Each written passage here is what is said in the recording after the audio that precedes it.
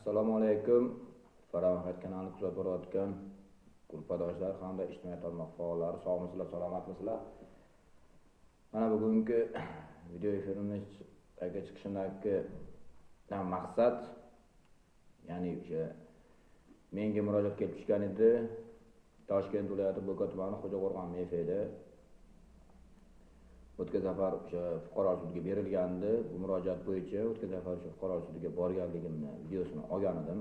Menimcha ommaga chiqazmagan bo'lsam kerak. Ya'ni aniqroq eslay olmadim, chunki murojaat ko'p, ishimiz ko'p. Ya'ni kim Xo'jaqo'rg'on MF'da istiqomat qiluvchi Xudoyberdiyev Nurdin aka, Xudoyberdiyev Uchqun hamda So'q aka degan fuqarolar murojaat kelib tushgan edi. Bular 2025-yilda shu yil yoz mavsumida g'alla o'rimida Bobur Zuhriddin fermer xo'jaligini rahbari kambaysini olib o'sha Bo'ka tumanida bo'lgan fermerlarni g'allalarini o'rishgan. U fermerlar bilan kombayni egasi o'zaro og'zaki kelishuv qilgan, ular ham yozma ravishda qilmagan. O'sha og'zaki kelishuv asosida o'sha g'allasini o'rib berganligini evaziga gektariga qanchadir so'mma bilan kelishuv bo'lgan.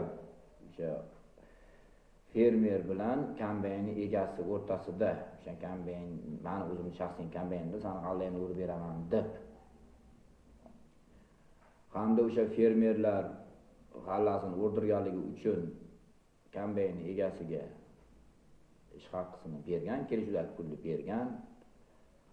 Lekin o'sha menga murojaat qilgan fuqarolarga men 20% beraman sizlarga deb fuqarolarni o'sha g'allasini o'rgan mehnat haqqini 20% berishmagan. Bu bo'yicha menga murojaat qilishdan oldin bir necha marotaba o'sha kombayni egasiga aytishgan. Kombayni egasi o'sha Bobur Zuhriddin fermer xo'jaligining rahbari Bobur degan fuqaro bo'ladi. Shu ham Xo'jaqo'rg'onda yashaydi. Bundan tashqari o'sha kombaynda haydagan o'sha mexanizatorlar Boburni o'sha fermerlik faoliyatida g'alla, paxta va g'allachilik bo'yicha u fermer xo'jaligi tashkil qilgan. O'shani dala maydonida bular mexanizator bo'lib ishlagan. Ya'ni kim o'sha traktorda yerini pulklagan, kultivasiyasini qilgan, o'sha dorisini bergan paxtasiga. Ular nima texnika ishlari o'zi hammasini qilib yurishgan, paxtasini toshigan. Shu bo'yicha dogovor bo'yicha buni ishga olgan bularni. Bular 4 kishi bo'lgan, yana bir aka bo'lgan. Endi u aka kerak emas menga o'sha puldan, men voz kechdim deb ketdi. Lekin 3tasi voz kechgani yo'q. Bularning ichida Xudoyberdiyev Uchqunniki 36 million, So'q akaniki 22 million, Xudoyberdiyev Nurdin akaniki 22 million. Dam hammasiniki. Xullas,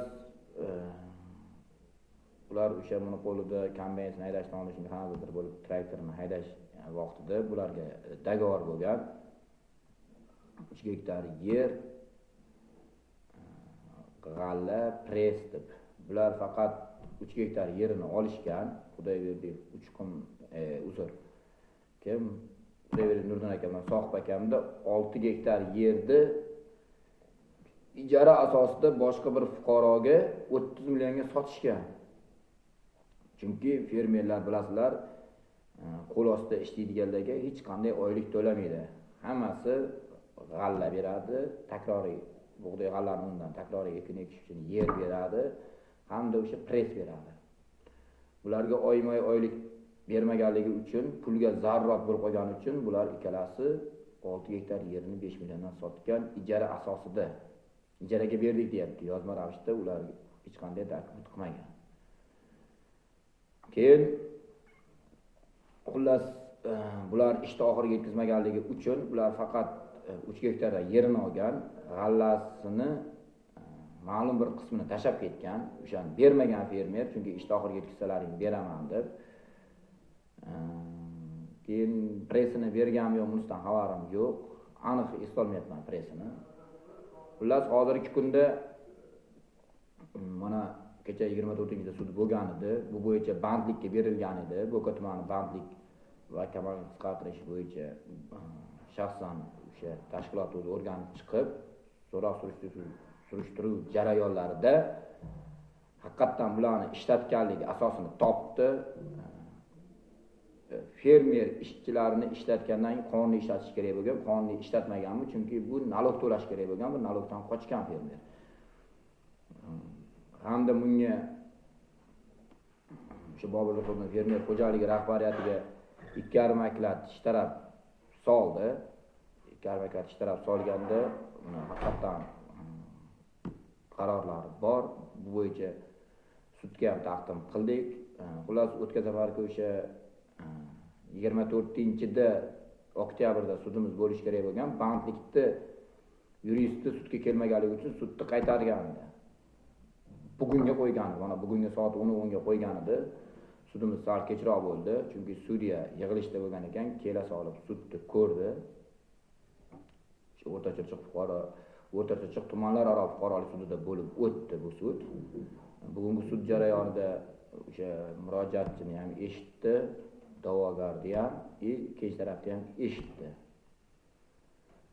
Xullas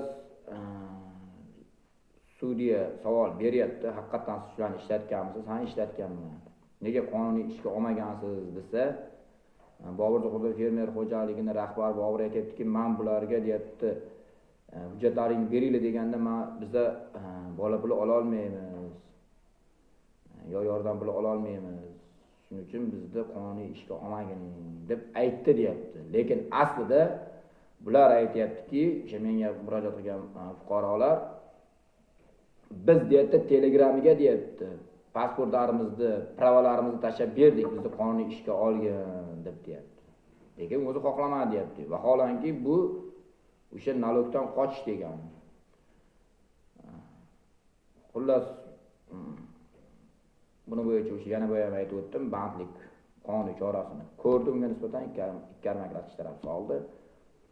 Undan eng alamlisi, dahshatlisi o'sha vaqtda ham, hozirgi kunga qadar ham bu uchala fuqaro ham hech qanday bola puli olishmaydi.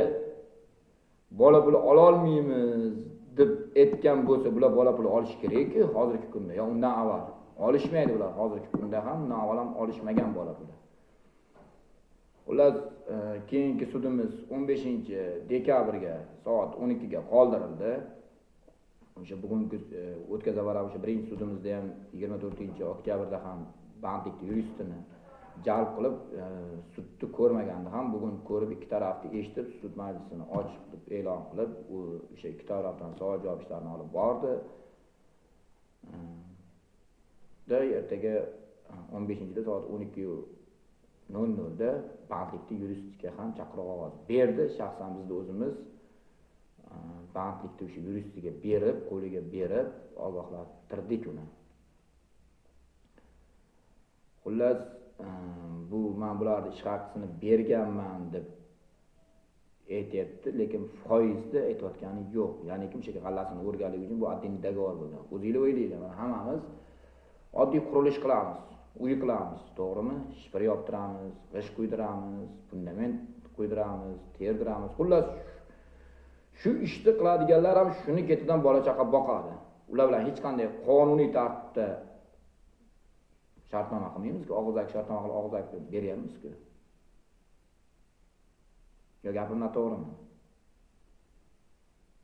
Xo'p, og'zaki bo'lsa ham kelish o'qigan-ku, labz bergan, buni labzi qayerda qoldi? Insonligiga qarata qoldi. Musulmonchilikka ham to'g'ri kelmaydi, birovning haqqi birovga buyurmaydi hech qachon.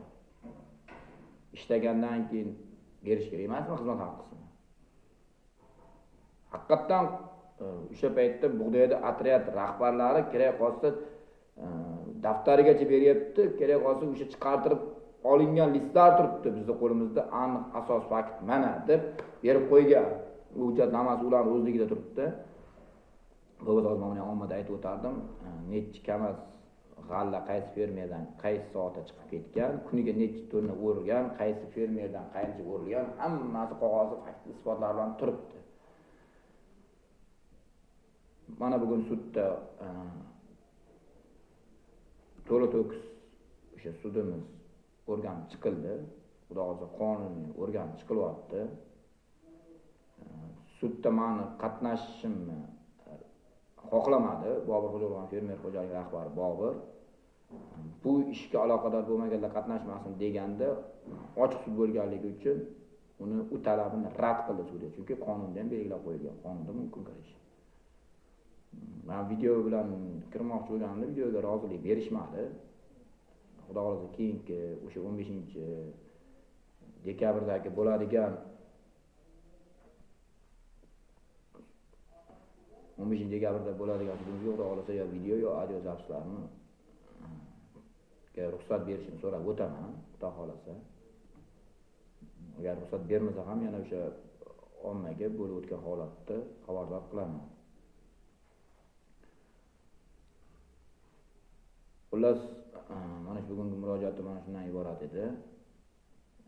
Men oldingi videoda aytib o'tganman. Toshkent viloyati O'rta-Chirchiq tumanlararo sudining raisi Ravshan aka uzr familiyalari esimdan chiqdi. Shu raisga men o'z minnatdorchiligimni bildirib o'taman, chunki men bu rais men bundan oldin ham bir sudlarga ko'p qatnashamiz. Shaxsan bitta sudgacha materialni chiqazganda shu raisni o'zi ko'rib qonuniy qaror qabul qilib chiqazganida o'sha chiqazgan qarordan o'sha haqiqatan vijdonan ishlab haqiqatan qonuniy qaror chiqazgandan o'sha menga qilgan murojaatchi minnatdor bo'ldi chiqarilgan qarordan. Buning uchun men o'z minnatdorligimni bildirib o'taman. Hozirgi sudya ham o'sha Toshkent viloyati O'rta-Chirchiq tumanlararo sudida hozirgi ishimizni olib borayotgan Alisher akaga ham ish faoliyatidan bugun qoniqdim, minnatdorman. Yaxshi olib boryapti ishni. Xudo xohlasa oxirigacha shunday olib boradigan umiddaman. Chunki sud o'sha qonunga qarab ishlaymiz deb aytishgan sudlar qonunga bo'ysunamiz deb Xudo xohlasa qonuniy qaror qabul qiladilar. Men bunga ishonaman. Jamoatchilik nazorati, ya'ni o'sha ijtimoiy bloger sifatida. Xudo xohlasa o'sha qonuniy qaror chiqarganlardan keyin qonuniy chorasi ko'riladi. Bu murojaatimning oxirida nima bo'lganligini ham sizlar bilan bemalol baham ko'raman, sizlarga chiqazaman, ommaga chiqazaman.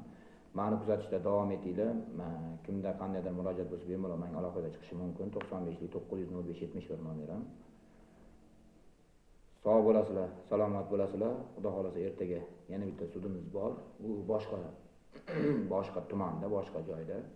Xudo xolasa uni ham chiqazamiz. Sog' bo'lasizlar, salomat bo'lasizlar. Meni kuzatishda davom etinglar, salomat bo'linglar. E'tiborlaringiz uchun rahmat.